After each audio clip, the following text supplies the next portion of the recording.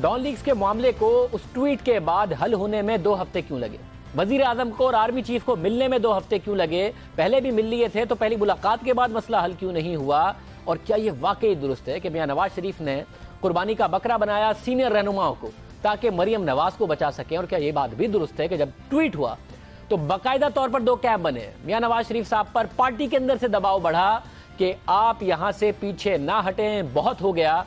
تو وہ بھی اس دباؤ کا شکار تھے اپنی پارٹی کے اندر سے۔ ان تمام چیزوں پر بات کریں گے۔ سعد رفیق صاحب ہمارے ساتھ موجود ہیں۔ سعد رفیق صاحب بہت شکریہ۔ سعد رفیق صاحب، یہ درست ہے کہ میاں نواز شریف صاحب پر پارٹی کے اندر سے دباؤ تھا کہ پرویز رشید سمیت پھر بازی میں مشاہد اللہ، بہت ہو گیا؟ یہ ٹویٹ جس میں آپ کو باقاعدہ طور پر آپ کے آرڈر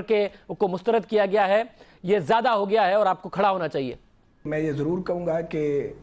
نواز شریف صاحب جو پاکستان کے الیکٹڈ پرائم منسٹر ہیں اور ہمارے رہنما ہیں، قائد ہیں، سپریم لیڈر ہیں پارٹی کے، ظاہر ہے ہم ایک جمہوری سیاسی جماعت ہیں اور مشاہد اللہ خان صاحب کا واقعہ بھی اس سے پہلے ہو چکا تھا اور پھر پرویز بھائی والا واقعہ ہوا، تو یقیناً جماعت کے اندر یہ رائے تو موجود تھی کہ جب جو انکوائری کمیٹی ہے اس کی سفارشات کے مطابق عمل ہوا ہے، بلکہ ابھی انکوائری کمیٹی تو شاید بنی بھی نہیں تھی جب پرویز رشید صاحب کو گھر بھیجا گیا، تو پھر یہ جماعت کے اندر آوازیں تھیں کہ اس ٹویٹ کی ضرورت نہیں تھی اور یہ ہوئی ہے تو اب کیسے آگے بڑھا جائے اور کیا طریقہ ہو۔ ایک رائے اور خاصی مؤثر آواز جماعت میں موجود تھی، لیکن اس کے ساتھ ہی ساتھ جو سینئر ایلیمنٹ ہیں ہر پارٹی میں ہوتے ہیں وہ بھی موجود تھے جن کا یہ کہنا تھا کہ پاکستان میں جمہوریت اپنے ابتدائی مراحل سے گزر رہی ہے اور پھر جو موجودہ فوجی قیادت ہے اس کا آئین پر پورا بھروسہ ہے اور وہ جمہوریت کو سپورٹ کر رہی ہے اور ہم مل کے سول ملٹری ادارے جو ہیں پاکستان کی بہتری کے لیے آگے بڑھ رہے ہیں، اور دوسری طرف بھی احساس موجود ہے پوری طرح کہ ہمیں چیزوں کو ریزالو کرنا ہے، کمپلیکیٹ نہیں کرنا، تو اس کو انا کا مسئلہ بنانے کی بجائے یا اس کو آئین کا مسئلہ بنانے کی بجائے آگے بڑھ جانا چاہیے۔ اور جس سے بھی جو ہوا ہے کمی بیشی رہ گئی ہے، کوئی کمیونیکیشن میں کمی تھی یا انڈرسٹینڈنگ میں کوئی مس انڈرسٹینڈنگ ہوئی ہے، کیونکہ میرے خیال میں جو میرے علم میں جتنا معاملہ آیا ہے، اگر میں غیر جانبداروں کو دیکھوں تو اس میں مس انڈرسٹینڈنگ ہے اور کچھ مس کمیونیکیشن ہے،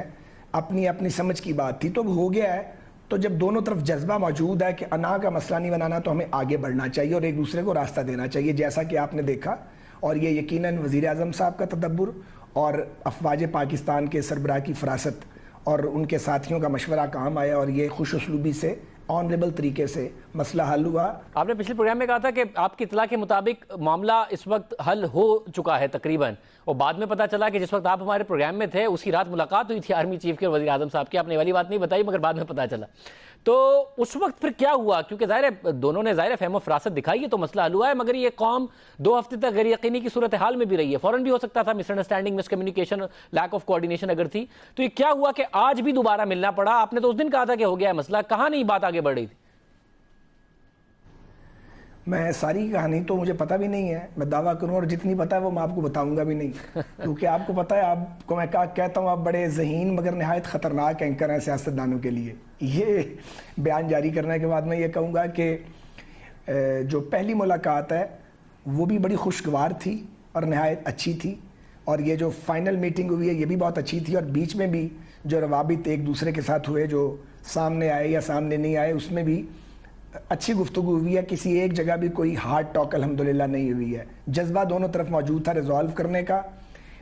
لیکن ظاہر ہے کہ ساتھ کچھ مشورہ دینے والے لوگ ہوتے ہیں، ان سے مشورہ کرنا پڑتا ہے، اور بعض اوقات ایسا پروسیس ہے جو آگے بڑھانا پڑتا ہے۔ جو اعتراض تھا وہ یہ تھا کہ پیرا 18 کو جو میری سمجھ ہے، ہو سکتا ہے میری سمجھ ناقص ہو، میں پوری اتھارٹی سے یہ بات نہیں کر رہا، لیکن میری اطلاع کے مطابق کہ پیرا 18 جو تھا اس کو شاید پی ایم صاحب کے آرڈر کے ساتھ یا جو وزارت داخلہ کا نوٹیفیکیشن ہے جو آج ہوا اس کے ساتھ آنا چاہیے تھا، اور شاید پی ایم آفس میں جو لوگ پی ایم صاحب کے آرڈر کو امپلیمنٹ کرنے اکارڈنگلی جا رہے تھے پیرا 18 کے مطابق، ان کی شاید سوچ یہ ہوگی کہ جب پیرا 18 کے مطابق ہم 100% عمل کر رہے ہیں تو شاید اس کو ریپروڈیوس کرنے کی ضرورت نہیں ہے، یہ کوئی اتنا بڑا ایشو تھا نہیں جتنا بن گیا۔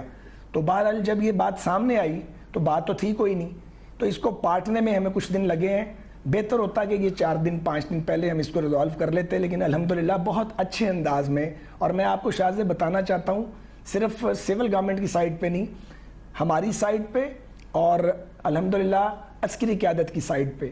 مکمل یہ جذبہ دیانتداری کے ساتھ موجود تھا کہ انا کا مسئلہ نہیں بنانا، اس کو ایشو نہیں بنانا، ہمیں آگے بڑھنا ہے اور ہمیں مل کے پاکستان کے دشمنوں کا مقابلہ کرنا ہے، آپس میں کوئی مقابلہ نہیں کرنا۔ صاحب یہ اہم بات ہے، مگر اب اپوزیشن کی طرف سے کچھ اعتراضات سامنے آئے ہیں، اس میں عمران خان صاحب کی پوزیشن یہ ہے کہ بھائی رپورٹ پبلک کریں تاکہ ہمیں پتہ چلے کہ حکومت نے کہا تھا کہ نیشنل سیکیورٹی بریچ ہے، کس قسم کا تھا، کس لیول کا تھا، کس لیول کا نہیں تھا۔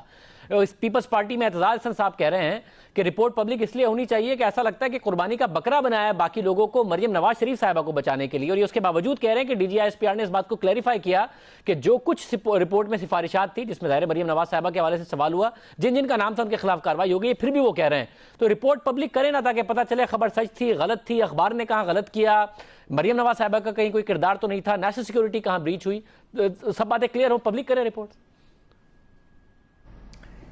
یہ شاذیب مجھے پتا تھا آپ نے یہ سوال کرنا ہے، اچھی طرح مجھے معلوم تھا کہ آپ یہ سوال کریں گے، آپ نے ذرا لیٹ کیا، میرا خیال تھا پہلا حملہ یہی کریں گے۔ تو گزارش یہ ہے کہ آپ کے اس حملے کے لیے میں کچھ تیار بھی ہوں ذہنی طور پہ۔ ہم نہیں سمجھتے کہ اس رپورٹ کو شائع کرنے کی ضرورت ہے، اگر کوئی ہمارا سیاسی مخالف یا کوئی شہری کورٹ میں جاتا ہے جسے نہیں جانا چاہیے، اس کی بھی ضرورت نہیں ہے، تو شاید اس میں سے کچھ نکلے گا نہیں، اور یہ بھی ہو سکتا ہے جو لوگ تماشا دیکھنا چاہتے ہیں ان کا اپنا تماشا بن جائے جو یہ مطالبہ کر رہے ہیں۔ باقی کچھ فیصلے مورخ پہ چھوڑنے چاہیے، مورخ اس کا فیصلہ کرے گا، تاریخ لکھنے والا، کہ نیشنل سیکیورٹی کا بریچ تھا، کتنا تھا، نہیں تھا، کون کتنا ذمہ دار تھا، ہمیں اس سے آگے بڑھنا چاہیے۔ مجھے اعتزاز حسن صاحب کی جو تکلیف ہے، ان کو اللہ ان کو شفا دے، وہ سمجھ آتی ہے، کیونکہ ان کو پولیٹیکلی کچھ بھی نہیں ان کے پلے بچا۔ آج جو انہوں نے D G I S P R کے بارے میں ڈیمانڈ کی ہے وہ نہایت نامعقول بات کی ہے اعتزاز حسن نے، اور جو مریم نواز صاحبہ کے حوالے سے بات کی ہے، تو اعتزاز حسن صاحب غور سے سن لیں کہ یہ جو مریم نواز فوبیا ہے، اس کا مریم نواز کو تو کوئی نقصان نہیں ہو رہا، لیکن یہ ہے کہ جو یہ رپورٹ آئی ہے انکوائری کی، اس میں کہیں دور تک مریم نواز صاحبہ کا ذکر نہیں ہے، کوئی لینا دینا ہی نہیں ہے۔ اب اگر یہ چاہتے ہیں کہ ان کی خواہشات پوری کی جائیں تو وہ ہم کیسے کر دیں؟ مگر صاحب یہ دونوں باتیں، ایک تو جو D G S P R والی ڈیمانڈ ہے اس پہ بھی میں آتا ہوں، مگر آپ نے کہا مورخ لکھے گا، تو جب تک آپ رپورٹ پبلک کریں گے نہیں، کیونکہ عام طور پر پاکستان میں حمود الرحمان سے لے کے ایبٹ آباد سے لے کر اوجڑی کیمپ سے لے کے کہیں کمیشن بنا نہیں بنا، تو رپورٹ اس لیے نہیں ہوئی کہ اگر آ گئی منظر عام پر تو پھر ایکشن بھی لینا پڑے گا۔ یہاں یہ انوکھا معاملہ ہے کہ ایکشن آپ نے لے لیا ہے، اپنے 2 وزیر فارغ کر دیے، ایک بیوروکریٹ فارغ کر دیا ہے، اور رپورٹ نہیں پبلک کر رہے، تو مورخ اگر آپ پبلک نہیں کریں گے تو یہ لکھے گا کہ اپنی بیٹی کو بچانے کے لیے میاں صاحب نے یہ کر دیا، یا پھر یہ لکھے گا کہ اپنی حکومت بچانے کے لیے اپنے لوئلسٹ قربان کر دیے میاں نواز شریف صاحب نے، تیسری دفعہ وزیر اعظم بنے تھے، اور کیا تیسرا آپشن ہے کہ مورخ لکھے گا؟ جہاں تک مورخ کی بات ہے، یہ میں نے اس لیے کی ہے کہ تاریخ لکھی جاتی ہے 10 12 15 سال کے بعد، تو تب معلوم ہوتا ہے کہ کس نے کیا سیکریفائس کیا تھا، کس کا کیا قصور تھا۔ بعض اوقات قصور سے سزا بھی ملتی ہے، بعض اوقات لوگوں کو قربانی بھی دینی پڑتی ہے، اس سے زیادہ میں بات نہیں کرتا۔ نہیں، مگر جب بات منظر عام پر نہیں آتی نا، تو 71 والا آج تک بھی معاملہ جو ہے وہ کبھی سیاستدانوں پر ڈال دیا جاتا ہے، کبھی دوسرے معاملات پر ڈال دیا جاتا ہے، کیونکہ حقیقت آئی نہیں۔ مگر کون سا شاذب 71 مشرقی پاکستان والا کیونکہ آیا نہیں نا منظر عام پر، تو جس کا جو دل چاہتا ہے وہ اس پر ڈال دیتا ہے۔ منظر عام پہ ہے شاذب صاحب، رپورٹ حمود الرحمان کمیشن نہیں آئی منظر عام پر، حمود الرحمان کمیشن رپورٹ نہیں بھی آئی تو وہ سیاسی شکست بھی تھی اور عسکری شکست بھی تھی، اور وہ گٹھ جوڑ تھا ایوب خان مارشل لاء کا، یحییٰ خان کا اور بھٹو مرحوم کا۔ بھٹو مرحوم نے بھی اپنا کوئی کردار ادا نہیں کیا، اور انہوں نے یحییٰ خان کی جو خواہشات تھیں یا جو ایوب خان کی لیگیسی تھی جس نے ملک کو تباہ کیا، اس کو روکنے کے لیے کوئی رول پلے نہیں کیا، اور بھٹو صاحب چاہتے تو آخری پازیٹیو رول پلے کر کے اور اکثریت کا فیصلہ مان کے ملک بچا سکتے تھے، ان کی اس سے کوئی دلچسپی نہیں تھی۔ میں سعد رفیق صاحب اگر آپ سے میں اس وقت، کیونکہ آپ اب تو ملک میں 10 سال سے جمہوریت ہے، 9 سال ہو گئے جمہوریت کو، آپ کو لگتا ہے کہ آج بھی میاں صاحب بہت سارے ایسے فیصلے کر سکتے ہیں، اپنے لائلسٹ کو وہ بچا نہیں سکتے؟ بھٹو صاحب اس وقت جب ٹرانزیشن ہو رہی تھی مارشل لاء سے ڈیموکریسی کی طرف، اور اسٹرانگ مارشل لاء تھا ایوب اور یحییٰ کا، بھٹو صاحب بغیر اسٹیبلشمنٹ کے اپوزٹ جا کے کردار ادا کر لیتے سر، نہ ان کے پاس حکومت تھی نہ اختیار تھا۔ آج آپ اختیار ہونے کے باوجود 9 سال بعد جو کام نہیں کر سکتے، بھٹو صاحب اس وقت کر لیتے وہ؟ نہیں، میرا خیال ہے کہ پاکستان میں حالات ماضی سے بہت بہتر ہیں، اور مجھے آپ یہ کہنے کی اجازت دیں کہ آج آئی ایس پی آر نے جو ٹویٹ اپنا جو ہے اس کو وڈرا کیا ہے، اور جس طرح آئین پر اور جمہوریت پر اپنے غیر متزلزل اعتماد کا برملا اظہار کیا ہے، اور جس طرح انہوں نے کیٹاگوریکلی اور کلیئرلی یہ بیان کیا ہے کہ وزیر اعظم جو ہیں وہ سپریم اتھارٹی ہیں، تو اس کے اندر بٹوین دی لائنز انہوں نے بہت سے میسیج دیے ہیں اور اپنا ذہن بھی ایکسپریس کیا ہے.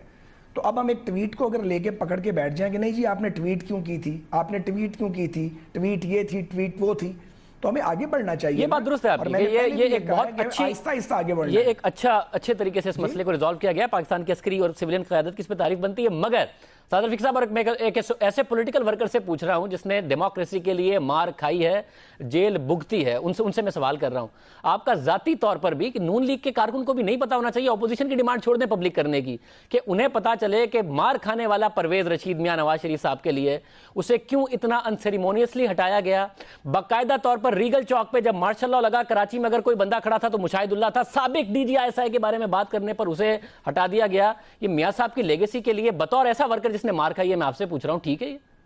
وجہ تو بتائیں لوگوں کو. یہ سوال اگر آپ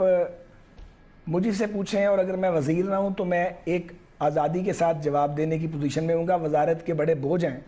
جس کا پہلے اندازہ نہیں تھا. ویسے میں ایک شعر آپ کو سناتا ہوں, لائٹر نوٹ. تو وہ یہ ہے کہ مٹی کی محبت میں ہم آشفتہ سروں نے وہ قرض اتارے ہیں جو واجب بھی نہیں تھے.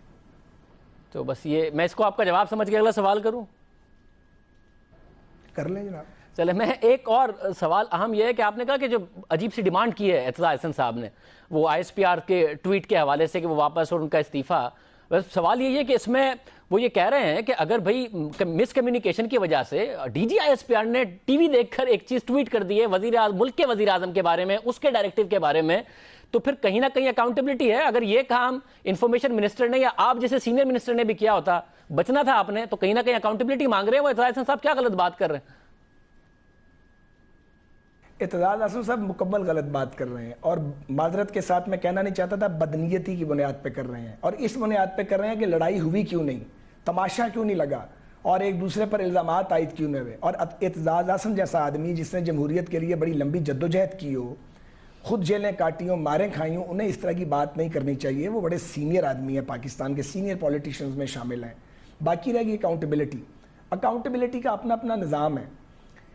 سیاستدان جو ہیں اور سیاسی جماعتیں وہ اپنے انداز میں ایک ان کا روٹ ہے,